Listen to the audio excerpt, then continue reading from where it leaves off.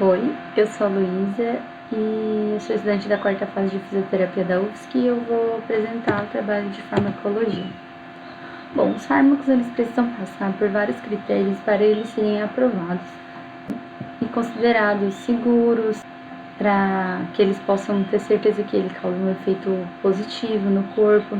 Eles devem ser seletivos, reversíveis, enfim, eles têm que passar por esses critérios e também passar por um processo onde se tem primeiramente uma ideia de um fármaco, depois se passa por um ensaio pré-clínico, onde vão ser feitos ensaios em culturas de células e modelos animais, depois um ensaio clínico, onde existem 3 fases de ensaio em população, saudável, doente, enfim, que vão atestar a segurança e também a eficácia desses fármacos, e por fim a fase de comercialização, onde vai se ter uma fiscalização para ver efeitos adversos, novas posologias e, enfim, nessa fase também o fármaco pode até ser retirado do mercado. Bom, as vias de administração, as principais são as vias interais, que são a via oral, sublingual e retal, onde na retal é principalmente por supositório, coloquei aqui como curiosidade, e as vias parenterais são as demais, né? E as principais dentro delas são as por injeção, que são a intravenosa, intramuscular e subcutânea, que entre elas a diferença é simplesmente a angulação e também a profundidade em que elas vão ser inseridas. Bom, dentro da farmacocinética a gente percorre o caminho que o fármaco faz dentro do nosso corpo. O primeiro passo ele vai ser absorvido na circulação sanguínea, onde para isso 2 fatores são muito importantes, a polaridade da molécula e também a sua solubilidade em água, né, ou de lipídios. A porção ativa que chega nessa circulação é chamada de biodisponibilidade. A distribuição desse fármaco no corpo ela vai ser feita por meio do equilíbrio entre os fármacos livres e os fármacos ligados a proteínas plasmáticas como a albumina. Conforme vai reduzindo o nível dos fármacos livres, essa ligação junto com as proteínas plasmáticas vão diminuindo. E assim eles vão indo para a fase de metabolização, que ocorre no fígado e por meio da enzima, né, citocromo P450, em que essas moléculas elas vão ser polarizadas, né, e também vão ser inativadas para elas terem uma eliminação mais fácil. Essa eliminação ela vai ocorrer principalmente pelos rins, no caso por meio da urina, e também pelo fígado, através da bile. E as moléculas que permanecem apolares, elas vão ser eliminadas na forma de gases pelo pulmão. Bom, dentro da farmacodinâmica, a gente estuda a resposta do nosso corpo a esses fármacos. E por isso a gente tem vários receptores em que esses fármacos vão estar se ligando, né?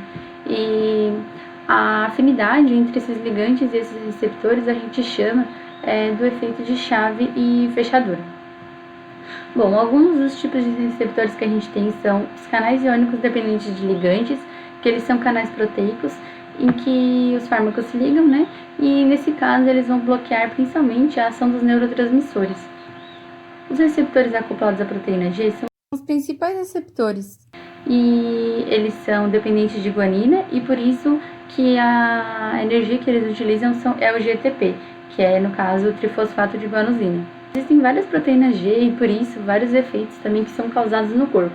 Um deles é o efeito de amplificação, que é causado por uma proteína transdutora de sinal, em que ela vai potencializar essa mensagem, no caso ela vai ativar um segundo mensageiro, e por conta dessa cascata que é formada, o efeito é mais demorado nesse receptor do que ao receptor anterior. Também a dessensibilização, onde após uma longa estimulação, né, desse fármaco, ele vai ser endocitado e ele pode ser ou quebrado pelos lisossomos, ou ele logo vai retornar até a membrana. Agora, os receptores ligados a enzimas, eles são ligados a uma enzima tirosina-quinase e vai ocorrer uma dimerização, né, onde 2 receptores vão se ligar e aí eles vão se fosforilar entre si e os fragmentos que geram dessa fosforilação vão até o DNA, onde vão ser gerados, enfim, os produtos, né, dessa ligação. Os receptores intracelulares, eles estão totalmente mergulhados no citoplasma da célula e os fármacos que são ligados a ele precisam ser muito lipossolúveis para passar pela membrana celular.